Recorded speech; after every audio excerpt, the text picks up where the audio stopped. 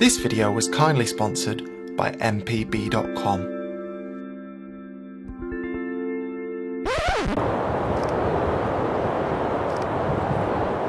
Hello everybody, hope you're all well and welcome back to Llangrannog here in West Wales.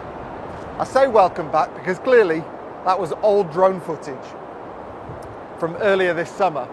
And I say earlier this summer, clearly summer has definitely ended now. That said, we are sort of in that in-between period between the good weather ending and the trees turning a nice colour. So what I thought I'd do today is come back here to try and get some stormier photos than I managed on my last trip, which shouldn't be too difficult. Also, I'm a bit annoyed at myself today because as you might remember from the last time I was here, I think I mentioned that it's like a 3.5 hour drive from my house.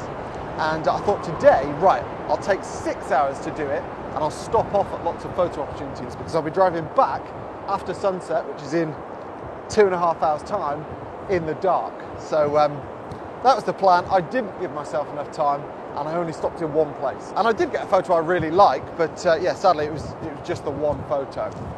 I will be putting it on Instagram though, with the caption #Wales, because I think that summarises it pretty nicely, to be honest. I was just thinking, does wind have a noise? Like, I know you can hear wind hitting your ears and hitting other stuff, but if it wasn't hitting your ears and it wasn't hitting other stuff, would it make a sound? No. I suppose you could say the same thing about drums, but pretty stupid question.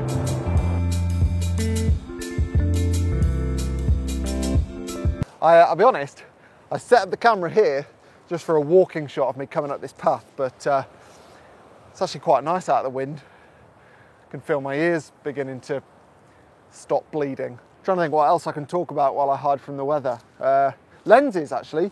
Last time I was here, I brought a 50 and a 24mm, and I was using those predominantly because, as you'll know if you've watched this channel for a little while, my preference is always to shoot with primes, but I rarely do because it's such a pain in the neck. I mean, places like this, for example, on days like this, when there's wind and there's sand flying everywhere and salt water and it's intermittently raining, it's a nightmare to be changing lenses, especially on this A7R, because it's got two talents: taking photos and attracting dust on its sensor, or rain, or anything else that happens to be in the atmosphere. So yes, changing lenses on this camera, you're better off not doing it, basically. However, when I can bring myself to change lenses, I much prefer to shoot with primes. And it's not because they're faster. Typically, I love to shoot shallow depth of field stuff a lot of the time, but when I do so, I'm using kind of f2.8, f4, even f5.6, or smaller than that at longer focal lengths. But there's something about the restrictiveness of a prime. I take much longer to try and find a composition because naturally it does take much longer when you can't zoom. But that process of sort of moving your feet around to find something to take photos of, that I think yields, from me at least, better photos. And as I say, to me, for my photography, it doesn't really matter if those lenses are faster or even sharper than zooms. What matters is that they're restrictive, and that seems to really help me. Also, the eagle-eyed amongst you will notice that this is actually a new zoom as well, this 24-70 f2.8 from Sony. It's the Mark II version, and prior to this I was using the Sigma, and I've just upgraded. I say upgraded because while I think it is a tiny bit sharper, and it's certainly lighter, and it feels very, very well built, I don't know that you can actually class something as an upgrade if it does improve things very slightly, but costs double. There really was no logical reason for me to get this lens other than a friend persuading me, and I caved, and I'm a bit ashamed of that, so no, there won't be a review of this lens. All I can say is that if you want a 24-70, get the Sigma. And if you don't want to have money anymore, get the Sony. Anyway, let's go and take some photos, shall we?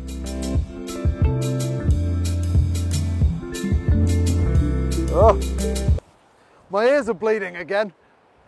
Ah. By the way, the solution to my problem of preferring to shoot with primes but being better off most of the time shooting with zooms is that I simply pretend that I'm shooting with primes. So basically, I'll set my lens up to somewhere between my favourite focal length, which you'll know if you watched the video the other week is somewhere between 40 and 50 millimeters, and I simply pretend that that is my only option. Then I'll spend a couple of minutes walking around trying to find a composition at that kind of focal length, and if I fail, and if I get to the point where if I was shooting with a prime I'd switch lenses, then with the zoom I just change the focal length rather than having to switch the lens. And that way I end up with the benefits of shooting a prime, but without the drawbacks, I think. Seems to work for me. Dear oh dear. Right, hopefully you can hear me, but I think the rain is coming from over there, so I've resorted to the GoPro in case I get absolutely soaked. I'm working on some shots from here because the benefit from here is that you get the path, the house in the distance, the two beaches on the way to the house, and quite a lot of the swell down here, and the cliffs in the background where there is some light. 70 mil, let's go.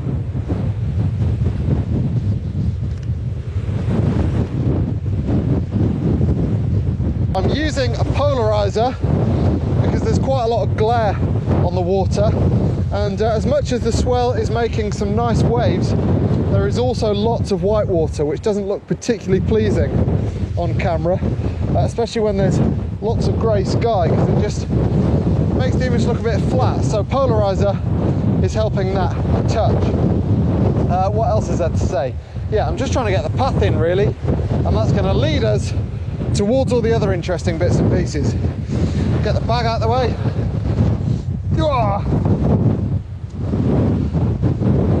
Right.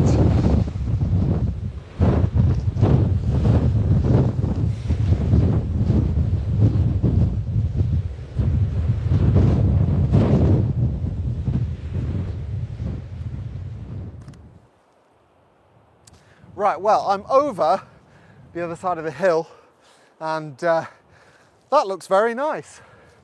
I'm just trying to work if it's worth me walking down there to give some scale and context, but I can't decide because there is some light over there and golden hour is about to start. So I don't know whether or not to spend time doing that or whether I should just head back. Indecision. I am going to take a photo. I'm going to walk down there and hope I get there before that rain arrives. All right, get a move on. Go, go, go!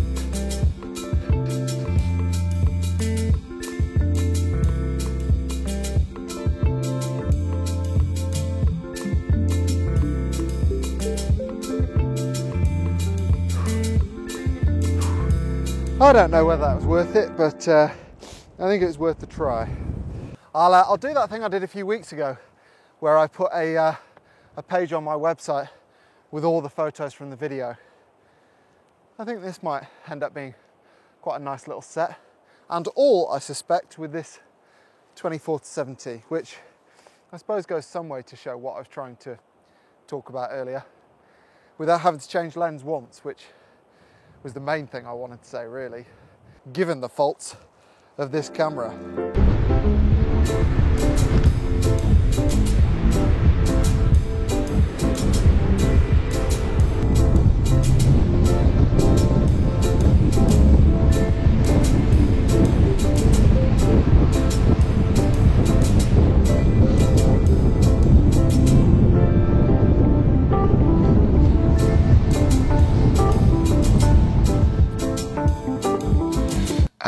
Hello everybody.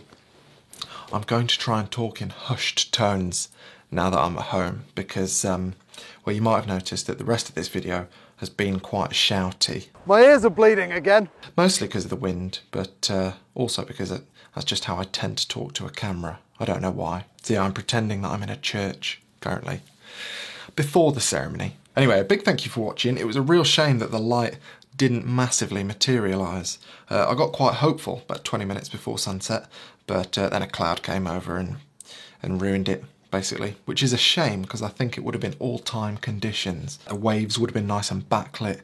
Would have been fantastic, but it wasn't to be. In any case, there is a link in my description to that webpage on my website that I spoke about with the images that I took in this video. And also in the description of this video are links to mpb.com, the sponsor of this week's video. And if you don't know, mpb.com is the place, certainly, that I go to if I want to sell some gear or if I want to buy some used gear. And a big percentage of my gear is used. My A7R I bought used, quite a number of the lenses that I have I bought used, and I think it's a brilliant way to minimise wasting money on camera gear, which I didn't do so well with the new 24-70. But yeah, typically for me, money that I save by buying used photography gear, I then use to go and take photos. So I'll spend it on trips or things of that nature. Much the same with gear that I'm not using that's sitting gathering dust on my shelf. I'll sell it on mpb.com and then use that money to go and take photos. And I'd much prefer to do that